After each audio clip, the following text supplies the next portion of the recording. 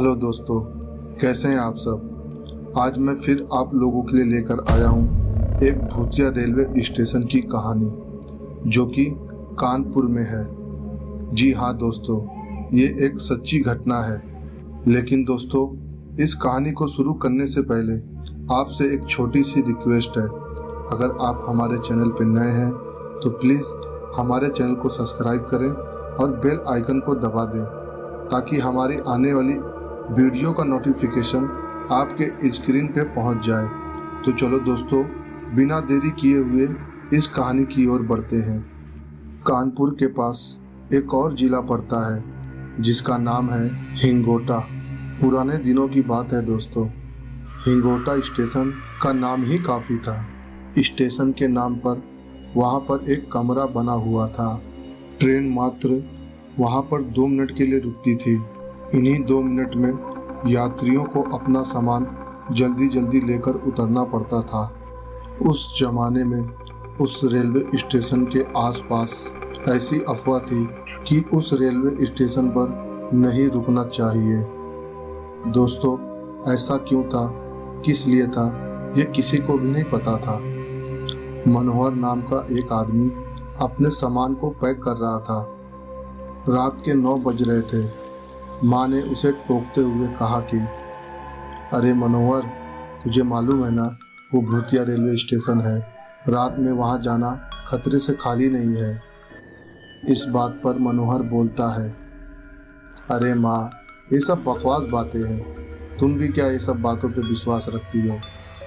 और वैसे भी कौन सा मैं रेलवे स्टेशन पर जा रहा हूँ? मैं तो अपनी बाइक से उस स्टेशन के पास से जा रहा हूँ। मुझे हिंगोटा रेलवे स्टेशन से आगे हमीरपुर जाना है। ये सब सुनने के बाद मनोहर की माँ ने कहा, तो तुझे इतनी जल्दी भी क्या है? तू तो सुबह भी जा सकता है। इस बात पर मनोहर बोला, नहीं माँ, मेरा काम तो आज ही रात का है। मुझे अपने दोस्त से एक ज़रूरी मुलाकात करनी है। कल सुबह वो हमीरपुर से इलाहाबाद के लिए चला जाएगा। ये सारी बात सुनने के बाद मनोहर की माँ ने बोला, ठीक है जा, लेकिन जरा संभल कर जाना।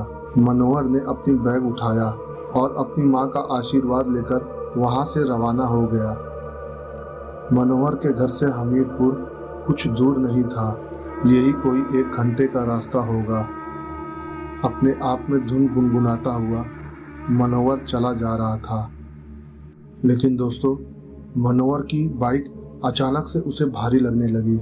लेकिन तभी उसे पीछे से किसी ने टोका और टोकते हुए बोला, अरे भाई, तेरे बाइक के दोनों टायर पंचर हो चुके हैं। जाके अपने गाड़ी का पंचर बनवा, वरना अपनी बाइक से मुंह के बल गिरेगा। ये सुनकर मनोहर का सर चकरा गया। मनोहर सोचने लगा, मैं घर से जब निकल रहा था मेरे बाइक का दोनों टायर तो ठीक ठाक ही था, अचानक खराब कैसे हो गया? खैर, वो इस बात पर ज़्यादा ध्यान नहीं दिया और उस आदमी की बात को सुनकर मनोहर दुकान पर चला गया और उसने दोनों टायर को चेंज करवा लिया और फिर से रवाना हो गया। ये सब करने में पूरे 2 घंटे बीत चुके थे और अब रात के 12 बजने वाले थे। मनोहर निगोटा रेलवे स्टेशन के अब करीब आ रहा था। मनोहर की माँ ने जो उसे समझाया था उसके दिमाग से सारी बात निकल गई और फिर से वही धुन गुनगुनाता हुआ आगे बढ़ने लगा। पूरा सड़क सुनसान था और मनोहर को उस रोड पर एक भी आदमी नजर नहीं आ रहा था। मनोहर सोचने लगा, लोग भी कितने बेवकूफ़ हैं। किसी ने अफवाह उड़ा दी और उस बात को सच मान बैठे हैं। भूत ऊत कुछ नहीं होता, ये सब बेकार की बातें हैं। लेकिन थोड़ी देर के बाद जोरों से धकधकाने लगा। ऐसा उसके साथ क्यों हो रहा था उसे खुद नहीं पता था। थोड़ी देर के बाद मनोहर स्टेशन के पास आ गया। मनोहर ने स्टेशन के बाईं ओर देखा। वहाँ एक औरत अपने बच्चे को लेकर खड़ी थी। वो अपने हाथों से रोकने का इशारा कर रही थी। हालांकि मनोहर को बाइक रोकने का मन तो नहीं था, लेकिन उस औरत को देखकर मनोहर उसके पास चला गया। मनोहर ने अपनी बाइक को उस औरत के पास रोकी और वो औरत मनोहर के एकदम करीब आ गई। वो औरत एक लाल साड़ी पहनी हुई थी और पल्लू से अपना मुंह छुपाया हुआ था। भाई साहब, मेरा बच्चा बहुत ही बीमार है, मुझे थोड़ी दूर आगे जाना है, क्या आप मुझे छोड़ देंगे? इस पर मनोहर ने बोला, ठीक है, छोड़ देते हैं। और उसके बाद औरत उसके पीछे बैठ गई और उसने अपने बच्चे को मनोहर के और अपने बीच में बैठा लिया। और उसके बाद मनोहर ने अपने बाइक को स्टार्ट की और वहाँ से चल पड़ा। बाइक चलाते चलाते थोड़ी देर बाद मनोहर की नज़र उस बच्चे के पैर पर पड़ी। बच्चे का पैर उसके जांघों से टकरा रहे थे, लेकिन मनोहर ने नज़रअंदाज किया और रोड की तरफ नज़र किया और बाइक चलाने लगा। कुछ देर के बाद महिला ने अपना हाथ मनोहर के कंधे पर रख दिया। मनोहर ने सोचा कि शायद इस औरत को सपोर्ट की ज़रूरत होगी, इसलिए वो कुछ भी नहीं बोला। कुछ देर के बाद जब उसकी नज़र फिर से बच्चे की पैर पर पड़ी तो उसे ऐसा महसूस हुआ जैसे कि उसका पैर पहले से और भी लंबे हो गए हैं। उस बच्चे के पैर के नाखून भी बड़े बड़े हो गए थे। ये देखकर मनोहर थोड़ा सहम गया, लेकिन उसने फिर से उस बातों को अपने दिमाग से उड़ा दिया। थोड़ी देर के बाद मनोहर की नज़र उस औरत के हाथ पर पड़ी तो उसने देखा कि उस औरत के नाखून भी बड़े बड़े हो गए थे।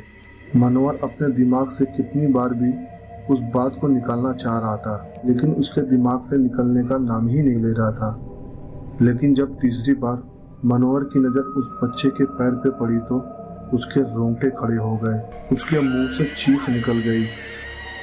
उस बच्चे के पैर पूरी तरह से लंबे हो गए थे और उसका पैर बाइक के टायर से घसीटते हुए जा रहे थे। बड़े बड़े राक्षसों जैसे पैर, उसमें बाल ही बाल थे। औरत के हाथ भी बिल्कुल लंबे हो चुके थे और उसके पेट तक जा पहुंचे थे। ऐसा नज़ारा देखकर मनोहर के होश उड़ गए। उसने बाइक चलाना बंद कर दिया और अचानक बाइक से नीचे कूद गया, लेकिन पीछे मुड़कर उसे देखने की हिम्मत नहीं हुई। जैसे तैसे वहां से बाइक छोड़कर मनोहर वहां से बेतहाशा भागने लगा और भागते भागते पास के एक हनुमान मंदिर के पास जा पहुंचा। सुबह होने से पहले मनोहर वहीं पर बैठा रहा। बाहर निकलने की उसकी हिम्मत नहीं हुई, लेकिन जैसे ही सवेरा हुआ तो मनोहर वहां से भागते हुए सीधा अपने घर पहुंच गया। घर पहुंचने के बाद मनोहर ने अपनी माँ से रास्ते में घटी सारी घटना के बारे में बताई तो मनोहर की माँ ने उसे समझाया, बेटा, मैंने तो तुमसे कहा था कि उस रास्ते से मत जाना, लेकिन तुम तो मेरी एक बात भी नहीं सुनते हो। माँ की बात सुनने के बाद मनोहर ने अपने गलती पे पछतावा किया। तो ये थी कहानी दोस्तों, जो मनोहर के साथ उस रेलवे स्टेशन के पास हुआ था। उम्मीद है ये कहानी आपको अच्छी लगी होगी। अगर अच्छी लगी तो प्लीज़ हमारे वीडियो को लाइक कीजिए और ज़्यादा से ज़्यादा शेयर कीजिए। और मैं अंसारी रहमान आप लोगों से विदा लेता हूँ। फिर मिलता हूँ अगले कहानी को लेकर। जब तक कि आप अपना और अपने परिवार का ख्याल रखें।